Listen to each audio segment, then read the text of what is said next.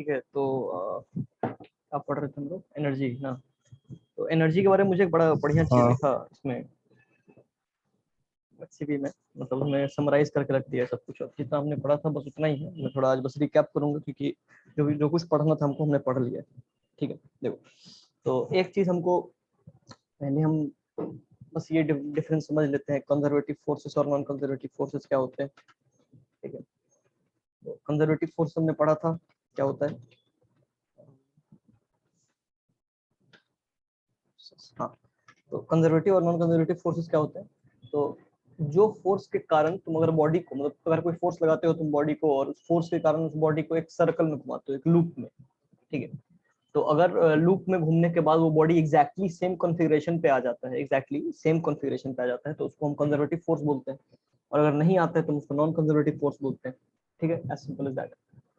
ठीक है, फिर हमने एग्जांपल लिया जैसे फ्रिक्शन का। तो फ्रिक्शन में अगर तुम किसी चीज को सर्कल में घुमा रहे हो तो फ्रिक्शन क्या करता है, उसका एनर्जी कम करता है। तो एक लूप के बाद अगर मैं फॉर एग्जांपल बोलो कि अगर मान लो कि ऐसे हमारा कुछ ट्रैक टाइप का है,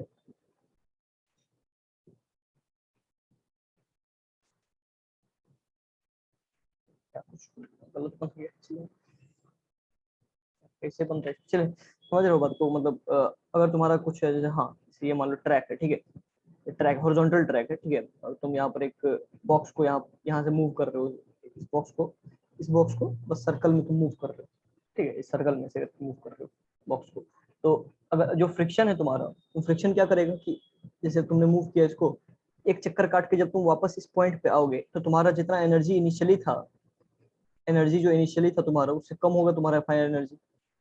राइट, इनिशियली एनर्जी जो था, मतलब इनिशियल एनर्जी जो वो फाइनल एनर्जी से ज्यादा होगा। समझे बात को। ऑब्वियस सी बात है ना, क्योंकि फ्रिक्शन तुम्हारा एनर्जी खा जाएगा ना। ठीक है, तो इससे हमको पता चलता है कि फ्रिक्शन जो है वो एक कंजर्वेटिव फोर्स हाँ। नहीं है। दूसरा दूसरा जो हमने पढ़ा था वो क्या पढ़ा था कि जैसे ग्रेविटी है या स्प्रिंग है, ये सब जो होता है ये कंजर्वेटिव होता है इन नेचर, कंजर्वेटिव होता है।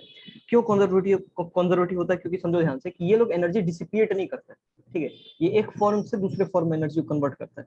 जैसे हमने यही पढ़ा था अपना ग्रेविटी के बारे में कि सपोज तुम्हारे पास एक बिल्डिंग है, ये पता नहीं येलो कलर का क्यों आ गया, तुम्हारे पास एक बिल्डिंग है और ऐसे क्या बोलते हैं, ग्राउंड लेवल पर से हाइट एच ऊपर है, एच ऊपर है गंदा, चले समझ रहे हो बात को। हाइट एच ऊपर है, तो इस अगर कोई ब्लॉक को मैं यहाँ से ऊपर लेके जाता हूँ, यहाँ से ऊपर लेके जाता हूँ अगर मैं किसी ब्लॉक को, तो ब्लॉक में मैं कितना एनर्जी दूंगा, mgh। ब्लॉक में कितना एनर्जी दूंगा मैं, mgh। राइट, बढ़िया है।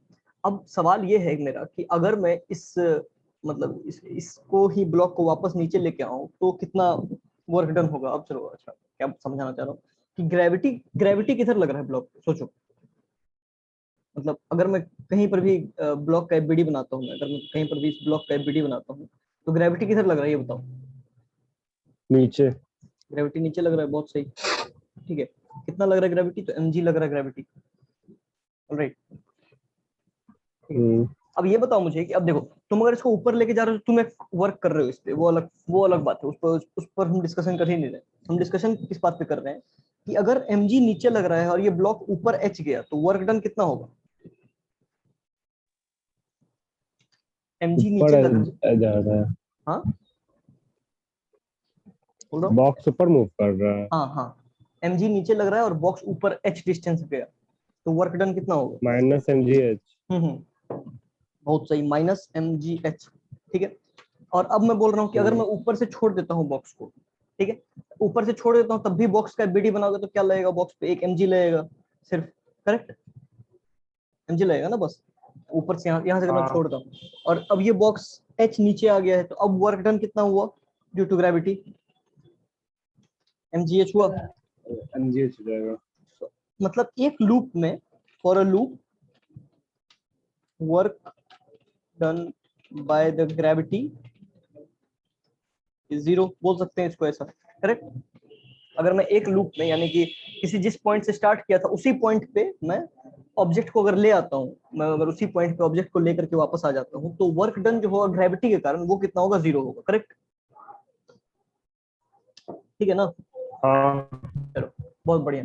अभी यहाँ पे एक चीज बस जानने वाला है कि देखो, अब मैं कुछ पॉइंट्स लिखता हूँ, कुछ इंटरेस्टिंग पॉइंट्स है, इसको लिख ही लोगे तो बेटर रहेगा, ठीक है। तो बस कंजर्वेटिव नॉन कंजर्वेटिव फोर्सेस ये थे। ओके, अब हम थोड़ा थ्योरी पे चलते हैं। जैसे एससीवी में लिखा हुआ है, मैं एससीवी का एक एक लाइन थ्योरी बहुत इंटरेस्टिंग समरी है, ठीक है, तो बस उस पर चलते हैं। तो इसमें समरी में जैसे लिखा हुआ, work done by a particle is equal to change in its kinetic energy, ठीक है। Work done on a particle is equal to change in its kinetic energy.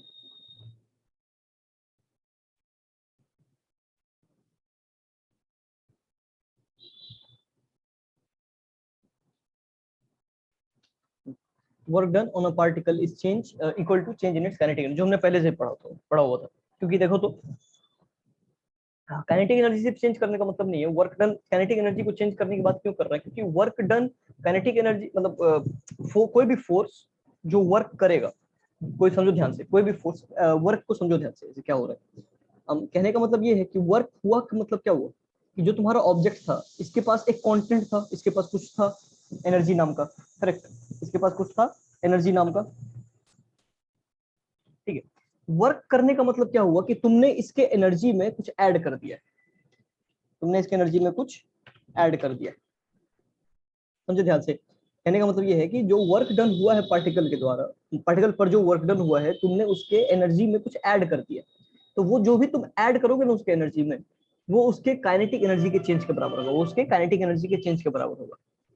अब बात ये है ना कि जब भी तुम फॉर एग्जांपल तुम एक ब्लॉक को नीचे से उठा करके ऊपर लेके चले जाते हो, एक एक बिल्डिंग पे एक ब्लॉक को उठा के नीचे उससे ऊपर लेके चले जाते हो। अब तुमने बोला कि अच्छा ठीक है, मतलब इस केस में भी तो ऐसा हुआ है ना कि बॉडी का एनर्जी चेंज हुआ है, बॉडी का एनर्जी चेंज हुआ है, करेक्ट, मतलब ऑब्वियस सी बात है ना, तुम उसको मतलब ऊपर लेके चले गए तो हाँ, ठीक है। अगर तुम एक बॉडी को ऐसे एच हाइट ऊपर लेके चले जाते हो, तुमने बोला कि अच्छा मैंने फोर्स लगाया, उससे बॉडी का एनर्जी चेंज हो गया, तो मतलब मैंने जो वर्क किया है बॉडी पे, वो काइनेटिक एनर्जी के चेंज के बराबर कहाँ है। तो इंटरेस्टिंग बात क्या है ना कि समझो ध्यान से, तुमने जो भी चेंज किया है उतना ही उल्टा काम किया है ग्रेविटी ने, ठीक है। मैंने क्या बोला था, जब भी मैं ये पढ़ा रहा था, तो मैं क्या बोल रहा था कि acceleration should be zero, acceleration जो होना चाहिए वो इस केस में जीरो होना चाहिए। मतलब जब हम, अरे याद करो ना, जब हम एमजीएच निकाल रहे थे तो हम क्या बोल रहे थे कि एक्सेलरेशन जीरो करते हुए जब तुम उसको ऊपर लेके जाते हो, जब तुम उसको ऊपर लेके जाते हो, तो जो भी चेंज होता है वो उसके पोटेंशियल एनर्जी में चेंज होता है, ठीक है। याद है कि जब एफ इज, हाँ हाँ मतलब जब इस ब्लॉक को हम ऊपर लेके जा रहे थे एग्जैक्टली उसी फोर्स से, जिस फोर्स से मतलब इसका एक्सेलरेशन जीरो अगर करना था हमको, हमको इस ब्लॉक का सिंपली एक्सेलरेशन जीरो करना था, ठीक है। एक्सेलरेशन जीरो करने का मतलब समझो, ये ब्लॉक है तुम्हारा, इस पे दो फोर्सेस लग रहे हैं, इस पे दो फोर्सेस लग रहे हैं, एक तो mg लग रहा है नीचे, ठीक है, और एक फोर्स तुम लगा रहे हो ऊपर, एक फोर्स तुम लगा रहे हो ऊपर, करेक्ट, एक फोर्स mg लग रहा है और एक फोर्स तुम लगा रहे हो ऊपर। अब बात ये है कि इस ऑब्जेक्ट पर, हाँ, अगर मैं बोलूं तुमसे कि अच्छा ये ऑब्जेक्ट का क्या बोलते हैं एक्सेलरेशन नहीं करना ऑब्जेक्ट में, तब तो हमको पता है एक्सेलरेशन नहीं करना मतलब फोर्स जीरो होना चाहिए net, f is equal to m g हो गया। अब मैं तुमसे पूछता हूँ, अगर f is equal to m g force है, एफ ऊपर लग रहा है, तो एफ ने कितना क्या काम किया, वर्क डन बाय एफ कितना होगा ये बताओ। अगर एफ फोर्स ऊपर लग रहा है और ये ब्लॉक एच डिस्टेंस ऊपर के, एफ कितना वर्क डन किया होगा, माइनस एमजीएच हो जाएगा। माइनस एम जी एच, नहीं नहीं, एफ एम जी एच किया होगा ना, अरे एफ एम जी के मैग्नीट्यूड के बराबर है ना, देखो ना, तो हाँ एफ जो है, ये एफ जो है ये mg के मैग्नीट्यूड के बराबर है, और ये इतना फोर्स मतलब mg वाला फोर्स हम लगा रहे हैं ऊपर का डायरेक्शन में, तो हमने कितना काम किया mgh, करेक्ट किया ना। हाँ और ग्रेविटी ने कितना काम किया, माइनस mgh हुआ। Minus MGH. तो हाँ नेट वर्क डन कितना हुआ बॉडी पे, जीरो हुआ। जीरो। इसीलिए हाँ चूंकि नेट वर्क डन जीरो है, इसीलिए hence change in kinetic energy zero हो गया, change in kinetic energy is equal to zero, समझे बात को। इसीलिए चेंज इन काइनेटिक हाँ एनर्जी जीरो हो गया। अब अगर मैं तुमसे ये बोलूं कि ठीक है, तुम ऊपर फोर्स लगा रहे हो और फोर्स जो है तुम्हारा mg से बड़ा है, फोर्स जो है तुम्हारा mg से बड़ा है, फॉर एग्जांपल मान लो फोर्स तुम्हारा 2 mg, फोर्स तुम्हारा 2 mg से ऊपर लगा रहे हो, ठीक है। इस केस में बॉडी में एक्सेलरेशन होगा क्योंकि नेट फोर्स है ऊपर, करेक्ट। मतलब ऊपर 2 mg लग रहा है, नीचे mg लग रहा है, तो बॉडी का एक्सेलरेशन कितना हो जाएगा? ऊपर की तरफ g, net force by mass, correct. चलिए, तो अभी देखो हाँ। ध्यान से कि वर्क डन बाय ग्रेविटी कितना होगा? अभी भी माइनस एम जी एच ही होगा, माइनस एम जी एच होगा। इस केस में वर्क डन बाय फोर्स कितना हो जाएगा? वर्क डन बाय फोर्स कितना हो जाएगा? 2 mgh, 2m, sorry 2 mg force लग रहा है और h डिस्टेंस चला है, ये समझे बात को? अगर मैं तुमको बोल दूं कि ये हाँ। फोर्स तुम्हारा 2 mg के बराबर है, अगर ये फोर्स तुम्हारा 2 mg के बराबर है, हाँ, अगर ये फोर्स तुम्हारा 2 mg के बराबर है, 2 mg, चलिए ठीक है। अगर ये फोर्स तुम्हारा 2 mg के बराबर है तो क्या हो रहा है कि ऊपर की तरफ 2 mg लग रहा है, लग रहा है ना? ठीक है, तो हाँ। इस 2 mg के कारण अगर ये बॉडी h हाइट गया है, इस 2 mg के कारण अगर बॉडी h हाइट गया है, तो कितना वर्क डन हुआ इस फोर्स के कारण? 2 mgh हुआ। 2 mgh। बहुत बढ़िया। ग्रेविटी तो अभी भी नीचे लग रहा है, कितना लग रहा है? mg लग रहा है, ठीक है। इसके कारण कितना वर्क डन होगा? अभी भी माइनस mgh, राइट? हाँ। ठीक है, तो नेट वर्क डन कितना होगा बॉडी पे? नेट वर्क डन कितना होगा? mgh, मुझे बताओ। और ये बॉडी के चेंज इन काइनेटिक एनर्जी के बराबर होगा, हाँ। ठीक है, समझे? क्योंकि अब तुम ही सोचो कि अगर मैं इसको ज्यादा फोर्स से ऊपर खींचूंगा तो जब ये ब्लॉक यहाँ पर पहुंचेगा, जब ये ब्लॉक यहाँ पर पहुंचेगा तो क्या इसका वेलोसिटी जीरो होगा? नहीं होगा ना, नहीं होगा ना। नहीं।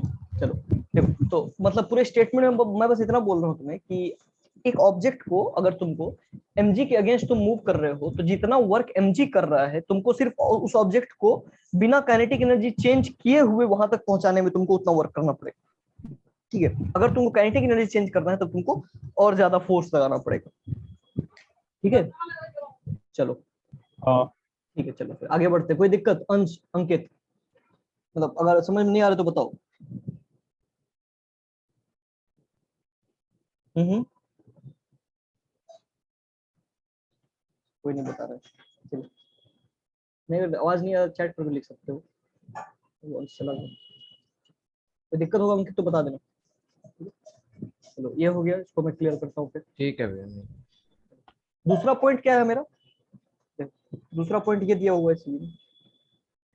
अब ये पॉइंट जो है ये भी थोड़ा इंटरेस्टिंग है। क्यों इंटरेस्टिंग है? देखो, तो तुमको लगेगा कि इसमें और लास्ट वाले में मतलब फर्क क्या था, ठीक है।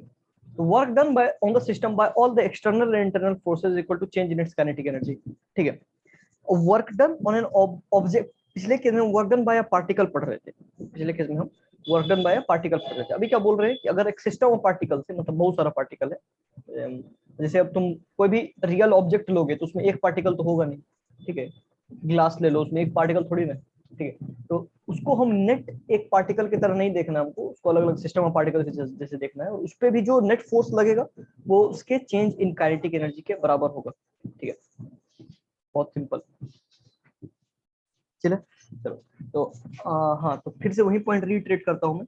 कहने का मतलब क्या था मेरा कि जितना नेट वर्क डन होगा वो चेंज इन काइनेटिक एनर्जी के बराबर होता है, चेंज इन काइनेटिक एनर्जी के बराबर होता है।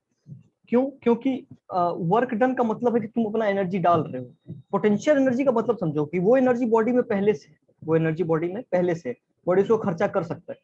जब तुम वर्क कर रहे हो तो तुम बॉडी में एनर्जी डाल रहे हो, और जब भी तुम बॉडी में एनर्जी डाल रहे हो तो वो सिर्फ काइनेटिक एनर्जी के फॉर्म में हो सकता है, वो सिर्फ काइनेटिक एनर्जी के फॉर्म में हो सकता है। ऑलराइट, चलो बहुत सुंदर। हाँ। चलो, हाँ, एक छोटा सा स्टेटमेंट था। हाँ, हाँ, तो उसके बाद हमने पढ़ा था कि कंजर्वेटिव फोर्स भी पढ़ा था अपने यहाँ पे। तो work done due to conservative force, तो डेफिनेशन नहीं है। Work done due to conservative force in a loop zero, ये भी हम मतलब ये तो डेफिनेशन में ही है।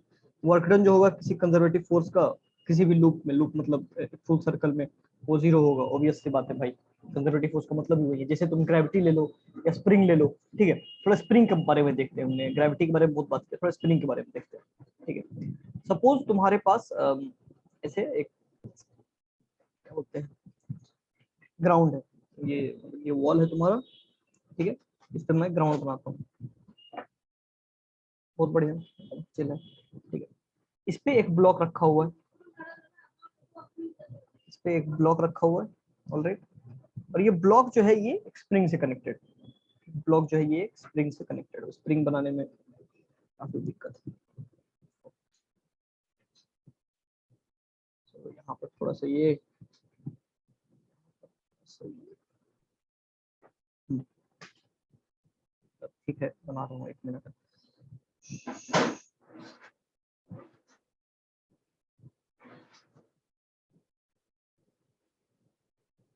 वाह, ड्राइंग बन गया मेरे से। चलो ठीक है। तो ये ब्लॉक है तुम्हारा और ये स्प्रिंग से कनेक्टेड है एक वॉल से। ठीक है, अब हमको पता कर रहा है कि ये कंजर्वेटिव फोर्स है या नहीं, मतलब जो ये स्प्रिंग ब्लॉक पे लगा रहा है वो एक कंजर्वेटिव फोर्स है कि नहीं। ठीक है, बहुत बढ़िया। तो हम क्या करते हैं, सिंपल सी बात है कि हम मान लेते हैं कि ये अभी x इक्वल टू 0 पे था। ठीक है, इनिशियली x इक्वल टू 0 पे था। ठीक है, और हमने क्या किया कि इसको खींच के x इक्वल टू कुछ x नॉट पे ले आए हम, x equal to x not पे ले आए। अब हाँ ठीक है, ये ब्लॉक पहले x इक्वल टू 0 पे था, अब ब्लॉक को हम लोग कुछ x equal to x not पे ले आए। x नॉट लिखने में दिक्कत होगा, मैं x1 लिख देता हूँ। ठीक है, तो अभी देखो इस ध्यान से, अभी इस ब्लॉक का एनर्जी कितना होगा, हमने पढ़ा था क्या एनर्जी ऑफ काइनेटिक इसमें स्प्रिंग में, हाफ के एक्स स्क्वायर, नहीं पढ़ा था ना?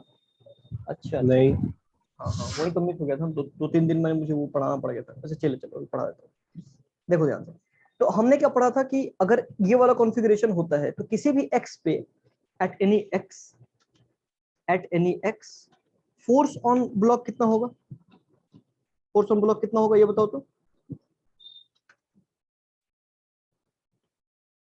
At any x force on block कितना होगा, माइनस के एक्स, मतलब माइनस के एक्स। याद है ना? ये तो मतलब बेसिक सी बात है। स्प्रिंग जो है अगर एक्स एक्सटेंडेड है, स्प्रिंग ये जो है स्प्रिंग का एक्सटेंशन है ना, ये वाला पार्ट है। ये जो तुम हाँ। देख रहे हो, ये इतना गैप जो देख रहे हो, ये स्प्रिंग का एक्सटेंशन है भाई। इतना ज्यादा चलना होगा हुआ होगा स्प्रिंग को। ठीक है, तो किसी भी एक्स पे फोर्स कितना लगता है स्प्रिंग के कारण, माइनस के एक्स, राइट। माइनस के एक्स। और अगर हमको एनर्जी निकालना है तो हमने क्या बोला था कि अगर एनर्जी निकालना है तो फोर्स को मतलब फोर्स को ऐड करो, करेक्ट। मैंने 2-3 लेक्चर पर इसी पे दिया था कि अगर तुम्हारा फोर्स वेरिएबल है, एक्स के साथ वेरी कर रहा है, तो हम एडिशन के बजाय इंटीग्रेशन यूज करते हैं। ठीक है, हम एडिशन के बजाय इंटीग्रेशन यूज करते हैं।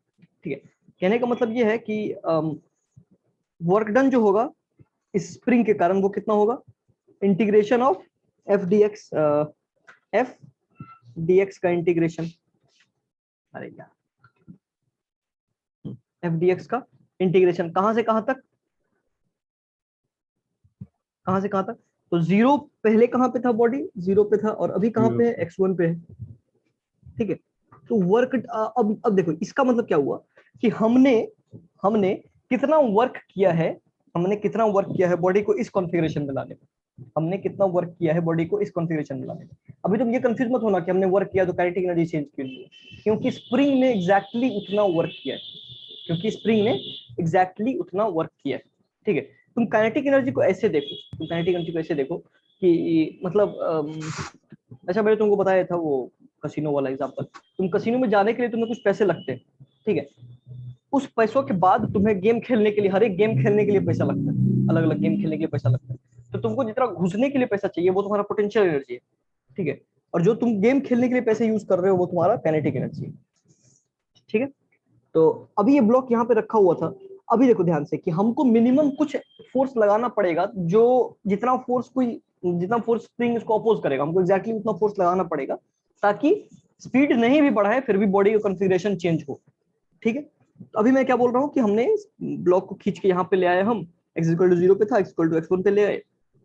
ठीक है, तो किसी भी x पे फोर्स कितना लग रहा होगा ब्लॉक पे, माइनस के एक्स। और वर्क डन क्या होता है जब फोर्स तुम्हारा x पे डिपेंड करता है, तो integration of f d x from 0 to x1। तो वर्क डन कितना होगा देखो तो, वर्क डन कितना होगा, इंटीग्रेशन ऑफ के एक्स माइनस के एक्स, इंटीग्रेशन ऑफ माइनस के एक्स डी एक्स, राइट, इसी का इंटीग्रेशन है। ठीक है, मुझे बात करना कोई दिक्कत नहीं। अब इसका बताओ मुझे इंटीग्रेशन क्या होता है, बताओ कोई। आपको आवाज फंस रहा है sir. Hello, hello hello hello, अभी अभी भी आ रहा है कि नहीं आ रहा है? हेलो हेलो हेलो हेलो हाँ हेलो, आ रहा है ना? हेलो। हाँ हाँ, आवाज आ रहा है मेरा? फर्स्ट हम फर्स्ट क्या आ रहा है? आवाज समझ ही नहीं आ रहा।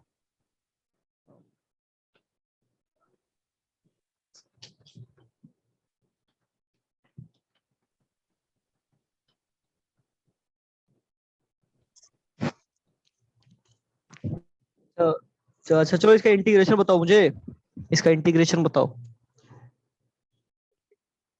माइनस के एक्स डी एक्स। हम्म,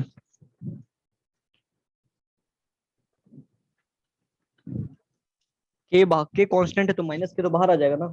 एक्स एक्स डी एक्स का इंटीग्रेशन।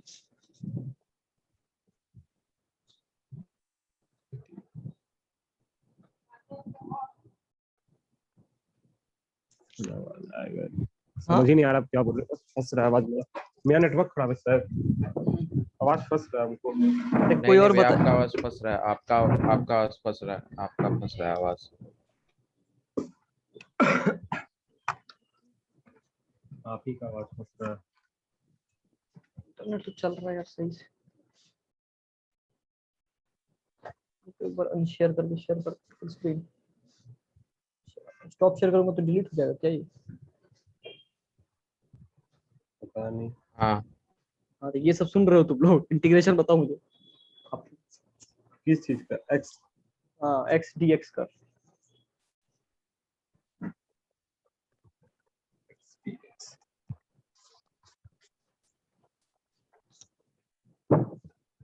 अरे x to the power n का इंटीग्रेशन क्या होता था बच्चे, इतनी बार पढ़ा है। X x to the power n plus one हाँ बाय एन प्लस वन। हाँ, तो कितना हुआ एक्स का integration? X square by two. हाँ तो बस यही तो बोलना था। ये तब से समझ ही नहीं पा रहे थे क्या बोल रहे हैं। चलो चलो अटक चलो जाता था बीच बीच में आवाज। चलो।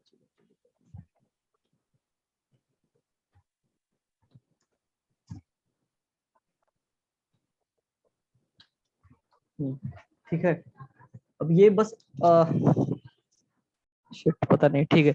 लेकिन ये ऐसा नहीं है बस, मतलब क्योंकि इसमें लिमिट्स लगे हुए हैं, तो जब लिमिट्स लगते हैं तो हमको दोनों का वैल्यू पुट करना पड़ता है ना? ठीक है, तो 0 हाँ और ये x1 हो गया। ठीक है, x1 चल है। तो वर्क डन कितना होगा? वर्क डन कितना होगा?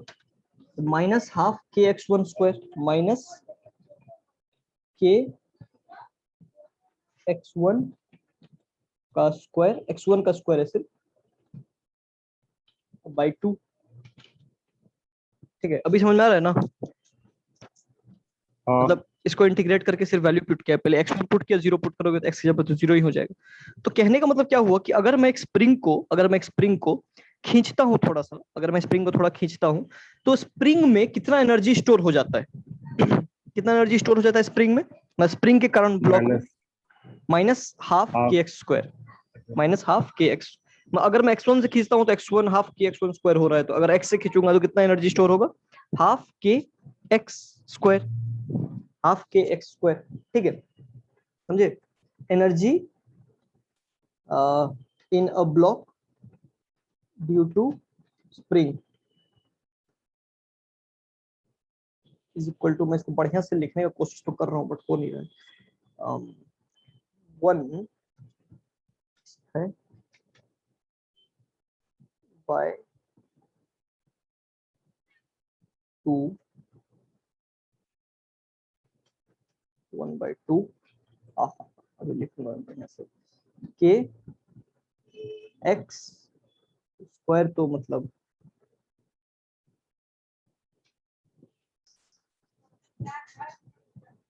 ठीक है, समझ गए?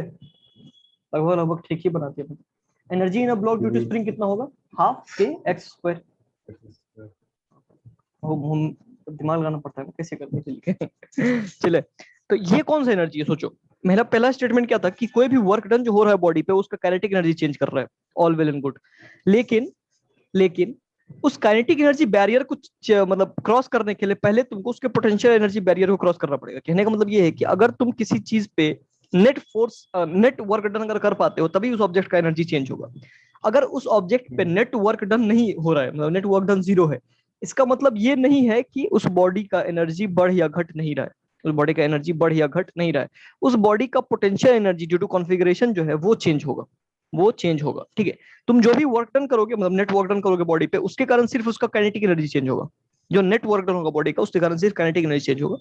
और अभी तुम अगर वर्क डन कर रहे हो एग्जैक्टली उतना है जितना जितना नेगेटिव वर्क डन ये स्प्रिंग कर रहा है, तो तुम सॉरी माइनस लगाना तो भूल गया मैं यार, माइनस कौन लगाया?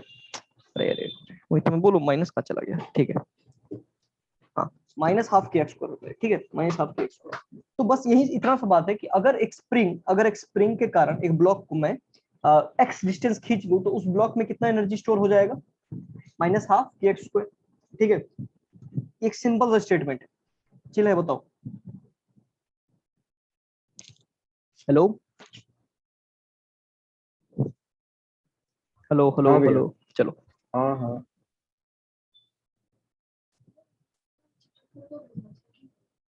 तो हाँ, तो ये ठीक है। तो अब पॉइंट क्या है मेरा कि पॉइंट क्या बोल रहा था? ठीक है, यही तो पॉइंट है मेरा बस कि हाँ स्प्रिंग में इतना एनर्जी स्टोर हो जाता है।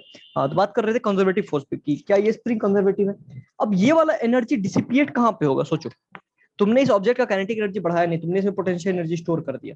अब इसमें कोई डिसिपिएटिंग फोर्स है क्या? मतलब फ्रिक्शन काम नहीं कर रहा है, स्प्रिंग डिसिपिएट करेगा क्या? बिल्कुल नहीं, स्प्रिंग डिसिपिएट कभी नहीं करेगा। अभी क्या होगा इसमें, अगर तुम छोड़ते हो उसको तो क्या होगा? थोड़ा लॉजिकली सोचो।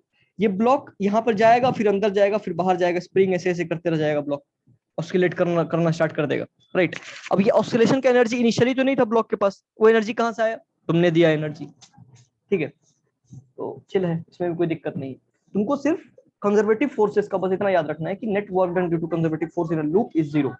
और इससे क्या पता चलता है हमको कि कंजर्वेटिव फोर्स जहां पर भी लग रहा है ना, वहां पे हर पॉइंट पे तुम एनर्जी कंजर्व कर सकते हो, हर पॉइंट पे एनर्जी कंजर्व कर सकते हो। ठीक है, एक पॉइंट और दूसरे पॉइंट पे तुम एनर्जी कंजर्व कर सकते हो। और तीसरा पॉइंट जो हमको मिलकर सामने आता है इससे कि जो कंजर्वेटिव फोर्सेस होते हैं उनके कारण जो एनर्जी होता है ना, वो सिर्फ स्टेट डिपेंडेंट होते हैं, वो सिर्फ स्टेट डिपेंडेंट होते, पाथ डिपेंडेंट नहीं होते। ठीक है, तुम गौर करो थोड़ा, तुम गौर करो। मैंने क्या बोला तुम्हें कि नेट एक्सटेंशन इसमें x1 है। ठीक है, नेट एक्सटेंशन इसमें x1 है। अगर मैंने ऐसा किया होगा कि अगर मैंने x0 से स्टार्ट किया होगा, यहां तक खींच लिया होगा स्प्रिंग को, फिर मैंने यहां पर रख दिया होगा स्प्रिंग को, मतलब मैं इधर उधर से स्प्रिंग को एक्सटेंड कंप्रेस करके मैंने उसको छोड़ा कब? जब उसका नेट एक्सटेंशन x1 था। तो ये बताओ मुझे कि क्या उसका एनर्जी इतना ही नहीं होगा? क्या पाथ पर घुमाने उमाने से एनर्जी में कोई फर्क आएगा इस पे, स्प्रिंग पे? कतई नहीं आता इस फर्क। ऑलराइट, समझे बात को? नहीं नहीं समझे? नहीं, वो आवाज फंसा फिर से बात पे, क्या बोले आप? बोल रहा हूँ कि अगर मैं स्प्रिंग को जैसे मैंने x0 से उठा करके x1 तक ले आया, ठीक है, तो उसमें एनर्जी चेंज कितना हुआ ब्लॉक में? माइनस हाफ की एक्स स्क्वायर। मैं क्या बोल रहा हूँ कि मैं x0 से उठा करके इसको x2 तक ले आता, लेकिन छोड़ता नहीं, फिर मैं x2 से लेकर के फिर x1 पे लाता, तब मैं छोड़ता, तो क्या बॉडी में कुछ और एनर्जी चेंज होता? नहीं, यही एनर्जी चेंज होता, हाफ नहीं। की एक्स स्क्वायर। तो हम क्या बोल सकते हैं कि बॉडी का इनिशियल और फाइनल स्टेट जो है बस उसी पे डिपेंड कर रहा है एनर्जी, कितना एनर्जी चेंज होगा बॉडी में। ठीक है, बीच में क्या हो रहा है हमको उससे फर्क नहीं है।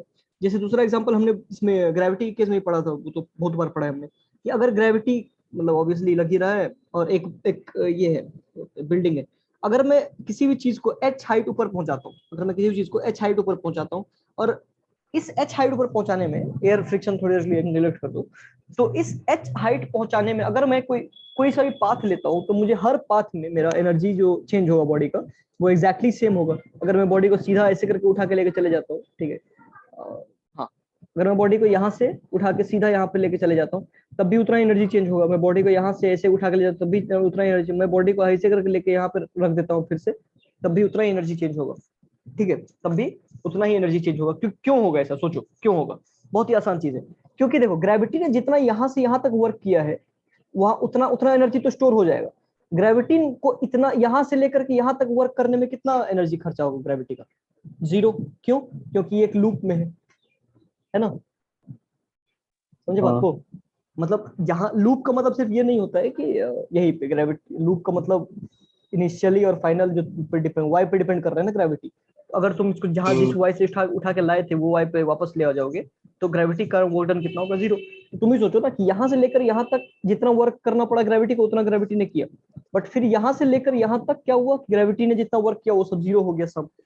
यहाँ से यहाँ तक ग्रेविटी नेगेटिव वर्क किया होगा, फिर यहाँ से यहाँ पॉजिटिव वर्क किया होगा, ठीक है। तो कहने का बस मतलब ये है कि कंजर्वेटिव फोर्सेज जो होते हैं, कंजर्वेटिव फोर्सेज जो होते हैं वो डिपेंड करते हैं कि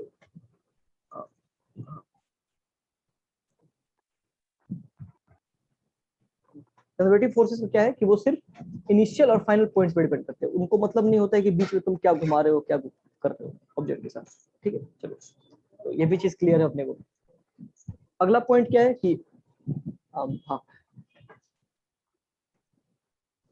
ऑब्वियस सी बात है यार, दूसरा पॉइंट है change in potential energy of a system corresponding to conservative internal forces is equal to negative of the work done by this forces, ठीक है, वही हमने पढ़ा था समझिए। एक और इंपॉर्टेंट चीज, if no external forces act, if no external forces act then the internal forces are conservative, the mechanical energy of the system remains constant, ठीक है। ये बढ़िया स्टेटमेंट है, इसको लिखने दो इसको। क्या लिखा हुआ है, if no external forces act or the work done by them is 0 then the internal forces are conservative, the mechanical energy of the system remains constant। देखो पहली तोड़ के थोड़ा समझते हैं इसको। पहले बोल रहा है ये कि एक्सटर्नल फोर्स कोई एक्ट नहीं कर रहा बॉडी पे, ठीक है, बॉडी पे कोई एक्सटर्नल फोर्स एक्ट नहीं कर रहा है, ठीक है। तो तुम खुद सोचो एक सेकंड के लिए, अगर एक्सटर्नल फोर्स एक्ट नहीं कर रहा है तो बॉडी का एनर्जी बढ़ाएगा कौन, बॉडी का एनर्जी बढ़ाएगा कौन, बॉडी के पास जितना इनिशियल एनर्जी था उतना ही फाइनल एनर्जी रहेगा, करेक्ट ना। सोचने वाली बात है, लॉजिकल सी बात है भाई, कोई बाहर का फोर्स लग ही नहीं रहा है, ठीक है। दूसरा क्या बोल रहा है, and internal forces are conservative. देखो ये इंपॉर्टेंट चीज है कि बॉडी का एनर्जी बढ़ा कोई नहीं सकता बट घटा बहुत चीज सकता है, ठीक है। जैसे एक एग्जांपल देता हूं मैं, बहुत ही अच्छा एग्जांपल है। मान लो कि तुम एक बाइसाइकिल है तुम्हारा, ठीक है, तुम्हारा एक बाइसाइकिल है, तुम उसको ग्लास पे रन करा देते हो, तो ग्लास इसलिए बोल रहा हूँ क्योंकि मतलब ग्लास का फ्रिक्शन 0 है, तो जो ग्राउंड है उसके कारण तो कोई फ्रिक्शन नहीं लग रहा उस पर, ठीक है। चलो इसको भी छोड़ो, इसको भी छोड़ो, okay okay okay okay okay ऐसे करें, अच्छा ठीक है। चलो मान लो एक बाइसाइकिल का वो जो होता है ना पेडल, उसको मैं रोटेट करके स्पेस में डाल दूं, मतलब बाइसाइकिल स्पेस में मैंने उसके पेडल को रोटेट कर दिया, ठीक है। तो क्या लगता है वो पेडल काम करना रुकेगा कि नहीं रुकेगा कभी? नहीं रुकेगा।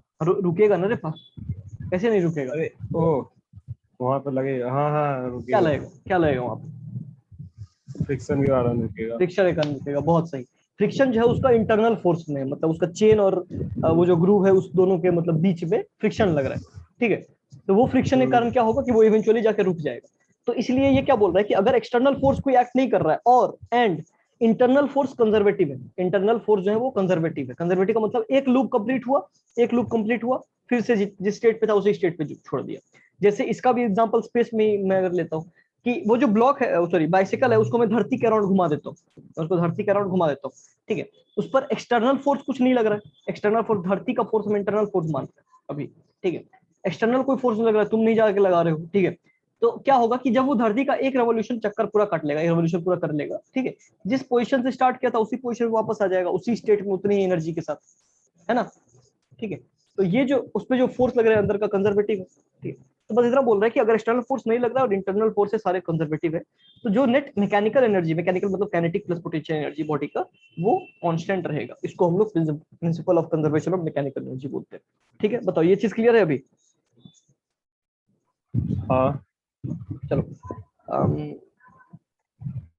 अभी क्या बोल रहा है, और ये लास्ट लाइन है शायद इसका, हाँ ये अच्छा ये इसमें बढ़िया बढ़िया चीज दे देता है। तो देखो लास्ट लाइन है इसका, तो ऐसा, if the internal forces are conservative the work done by external forces is equal to change in mechanical energy. Obvious सी बात है यार, इंटरनल फोर्स कंजर्वेटिव है, समझो ध्यान से, इंटरनल फोर्स कंजर्वेटिव है, तो वो बॉडी का मैकेनिकल एनर्जी चेंज नहीं करेगा। अभी हमने ऊपर ही डिस्कस किया था कि अगर इंटरनल एनर्जी कंजर्व्ड है, कंजर्वेटिव फोर्सेस लग रहा है अगर इंटरनल फोर्सेस, ठीक है, तो वो बॉडी का मैकेनिकल एनर्जी चेंज नहीं कर सकता, वो बस कन्वर्ट कर सकता है, समझो ध्यान से, वो सिर्फ कन्वर्ट कर सकता है पोटेंशियल से काइनेटिक और काइनेटिक से पोटेंशियल, नेट एनर्जी बॉडी का चेंज नहीं कर सकता है कंजर्वेटिव फोर्स, ऑलराइट, ठीक है। और हाँ, और क्या बोल रहे थे हम, हाँ, अगर इंटरनल फोर्सेस कंजर्वेटिव है तो जो भी वर्क डन एक्सटर्नल फोर्स करेगा, मतलब ऊपर में हमने क्या माना था कि कोई एक्सटर्नल फोर्स काम नहीं कर रहा, नीचे हम मान रहे हैं कि एक्सटर्नल फोर्स काम करेगा, ठीक है, बट इंटरनल फोर्सेस कंजर्वेटिव है।